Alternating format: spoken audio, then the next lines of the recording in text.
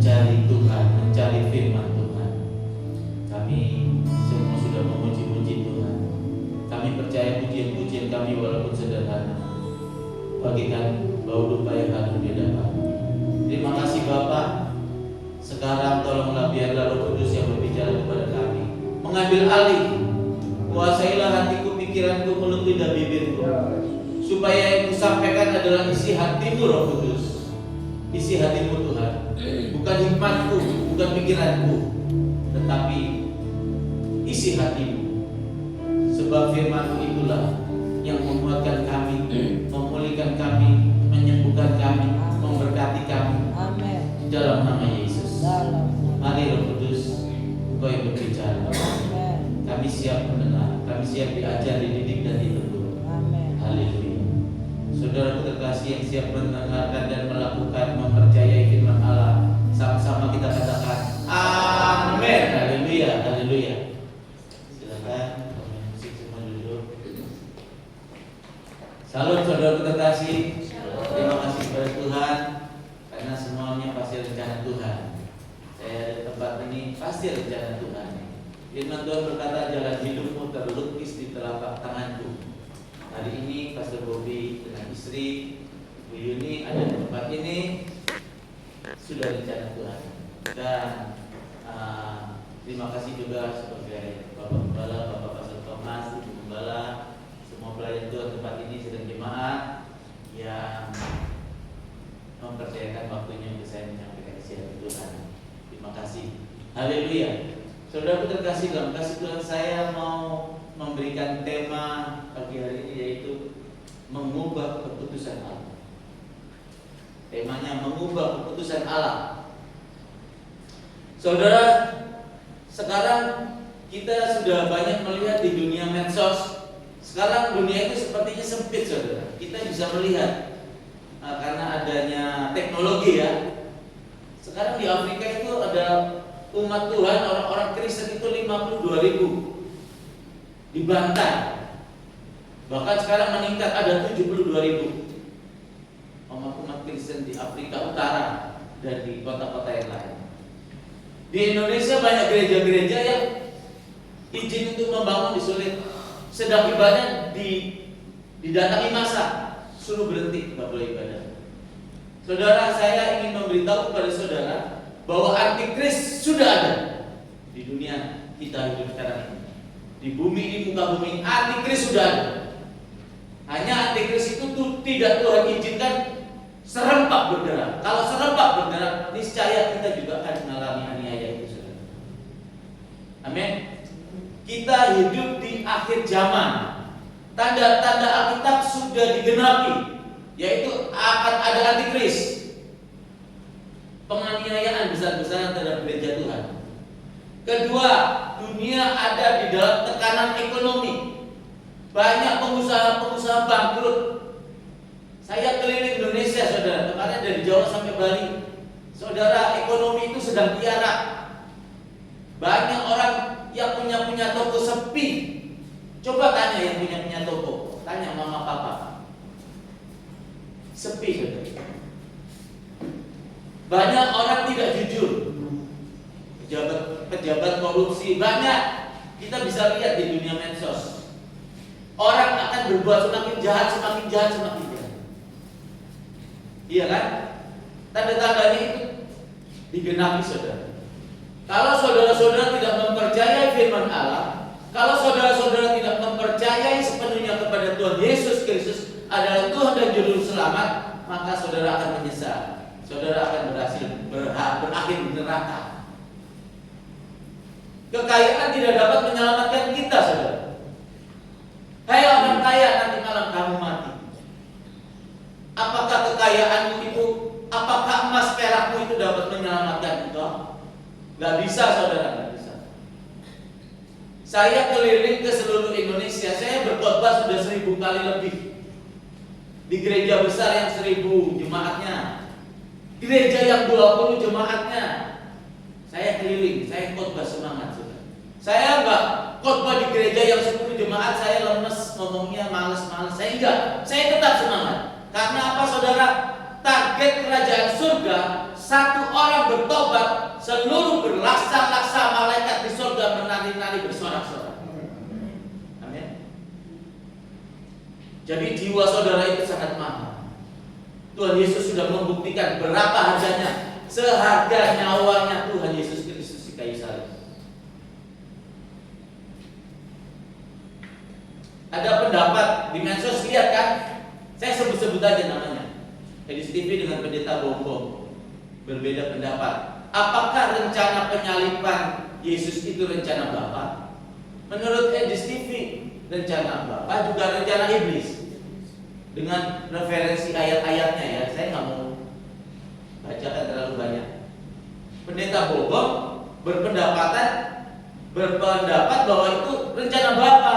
Tapi ketika Edis TV merasa bagaimana, dia menghilang pendeta Bombong dengan marah, dengan arogan mengecam Edis TV.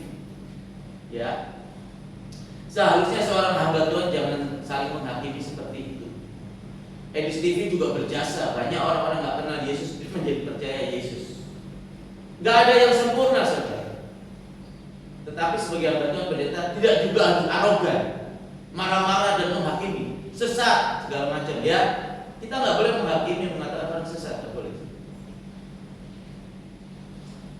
Herannya juga, Mel Atok dan Erasonu menjawab, meresponi juga rencana Bapa, juga rencana iblis.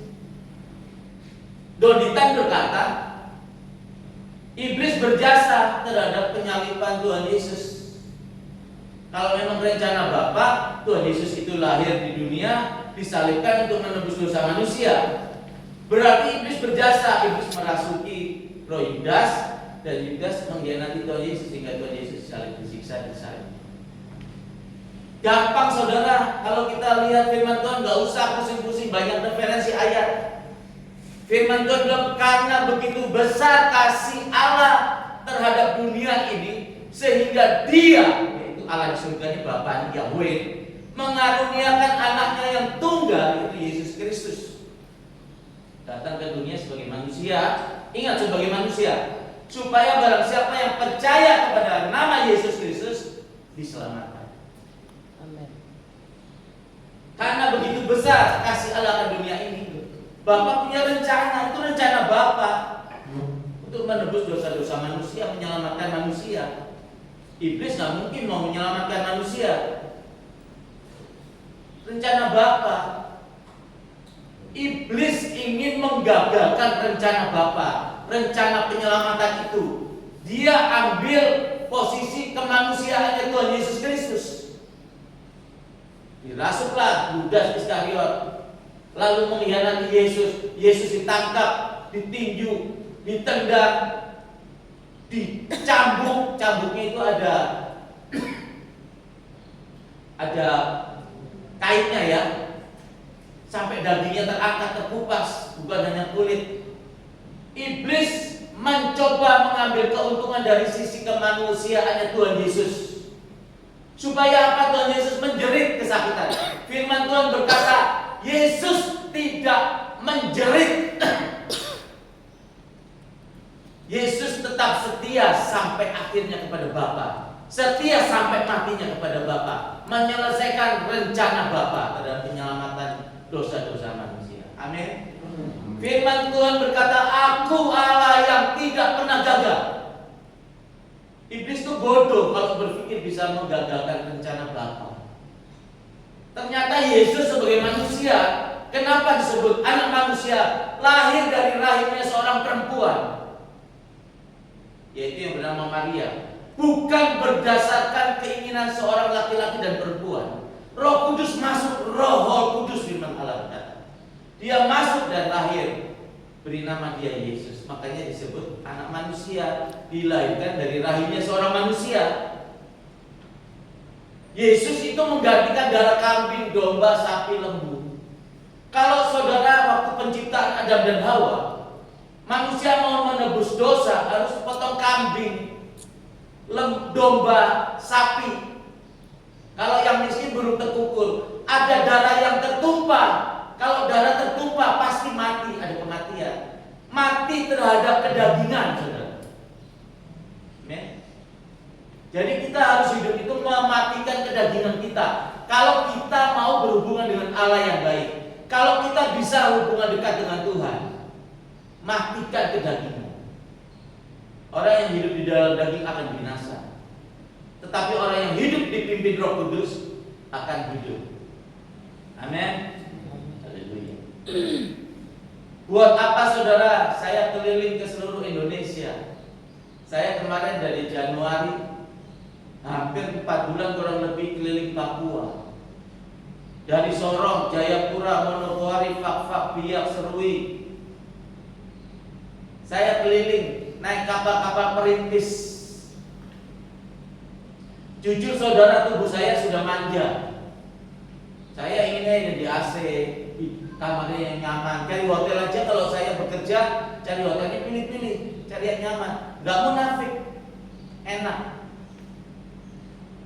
Tapi untuk pekerjaan pemberitaan Injil, untuk melayani Tuhan Yesus, saya pergi naik kapal-kapal perintis 2 hari 2 malam. Tidurnya di dek saudara, di dek.